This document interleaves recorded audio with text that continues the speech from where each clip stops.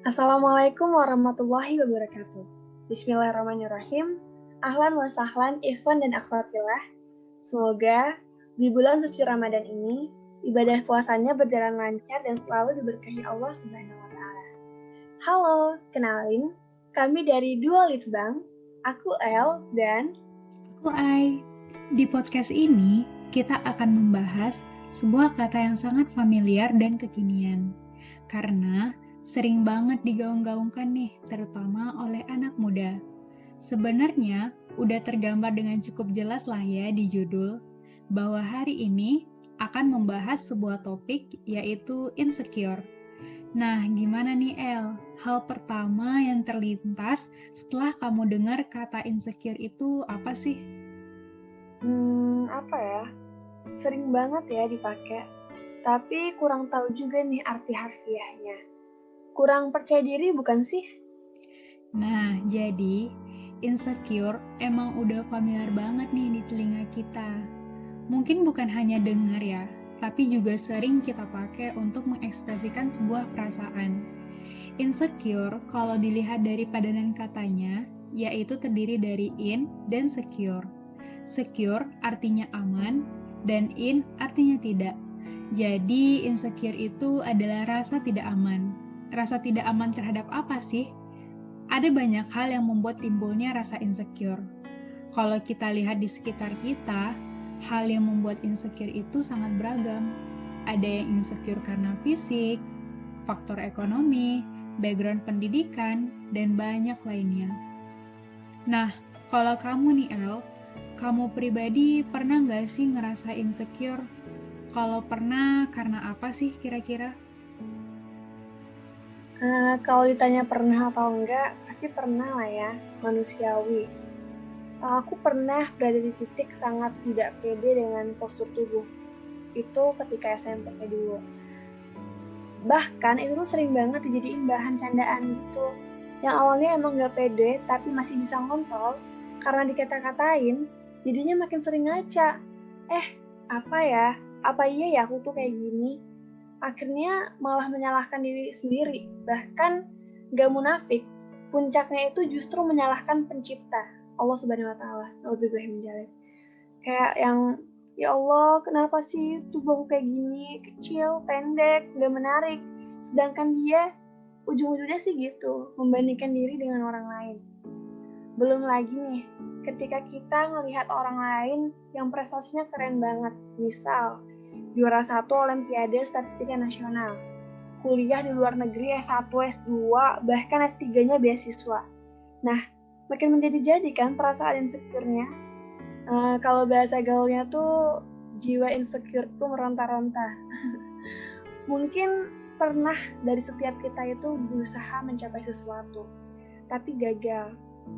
Pasti pernah terbesit, kenapa ya? Kok dia gampang banget sih mencapai itu? Kenapa ya? Kok dia pintar banget? Sedangkan aku? Padahal sejatinya, Allah itu tidak pernah gagal dalam menciptakan sesuatu.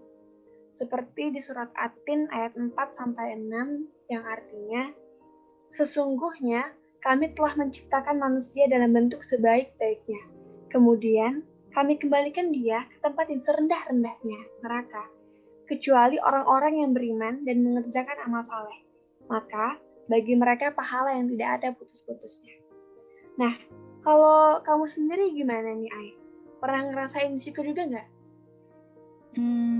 Dari aku pribadi sih pernah banget ya ngerasain yang namanya insecure. Insecure karena akhlak seseorang. Kok bisa ya orang itu sopan dan santun banget? Terus insecure terhadap pengetahuan orang. Kok bisa ya dia mudah banget gitu pahamin pelajaran, misalnya programming gitu. Sedangkan aku harus belajar sekuat-kuatnya dulu baru bisa. Pun termasuk insecure kayak kamu, El, juga dalam bentuk hal fisik sih. Emang sangat beragam ya, alasan kenapa orang bisa insecure dan sangat beragam juga cara orang mengontrol dan mengatasi rasa insecure itu. Iya, benar-benar. Dan menurut aku, rasa insecure ini pun harus dengan cepat kita atasi. Nah, agar kita tidak terus-menerus terbawa arus insecure, Ada nih beberapa hal yang bisa kita lakukan. Di antaranya, pertama, menerima diri sendiri. Penerimaan terhadap diri sendiri merupakan syarat utama agar kita tidak terus-menerus membandingkan diri dengan orang lain dalam segala hal kehidupan. Berdamai dengan segala kekurangan dan kelebihan adalah benteng utama yang harus ada dalam diri seseorang. Yakinlah bahwa semua sudah diatur sebaik mungkin oleh Allah Subhanahu wa Ta'ala. Bukankah Allah berfirman dalam Quran Surah Ar-Rum ayat 22 yang artinya, "Dan di antara tanda-tanda kekuasaannya ialah menciptakan langit dan bumi dan berlain-lainan bahasamu dan warna kulitmu. Sesungguhnya, pada yang demikian itu, benar-benar terdapat tanda-tanda bagi orang-orang yang mengetahui." Dan jika kita sudah mampu berdamai dengan segala kekurangan yang ada dalam diri, tentu perkataan buruk dari orang lain tidak akan berarti apa-apa kan? Kita nggak bisa mengukur sepatu kita dengan kaki orang lain, mengukur kebahagiaan kita dengan standar kebahagiaan orang lain.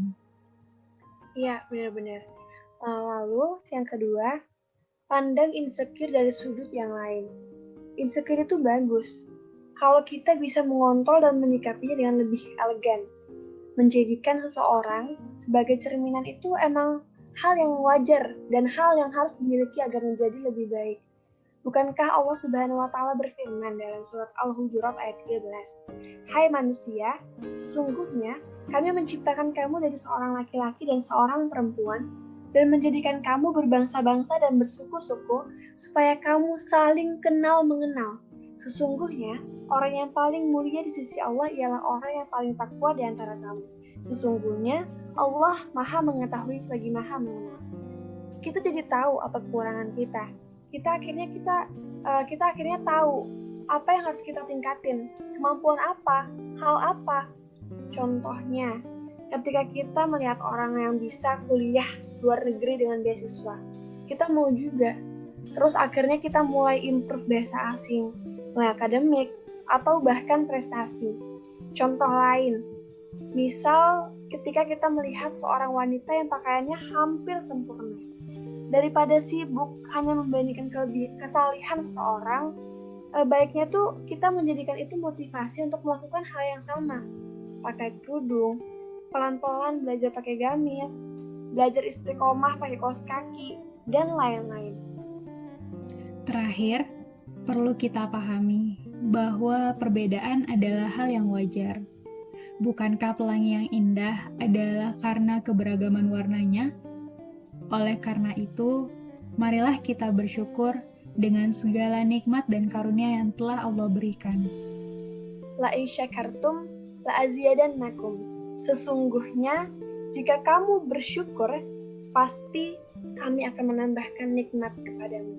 Quran Surat Ibrahim ayat 7. Barakallahu fiik. Wassalamualaikum warahmatullahi wabarakatuh.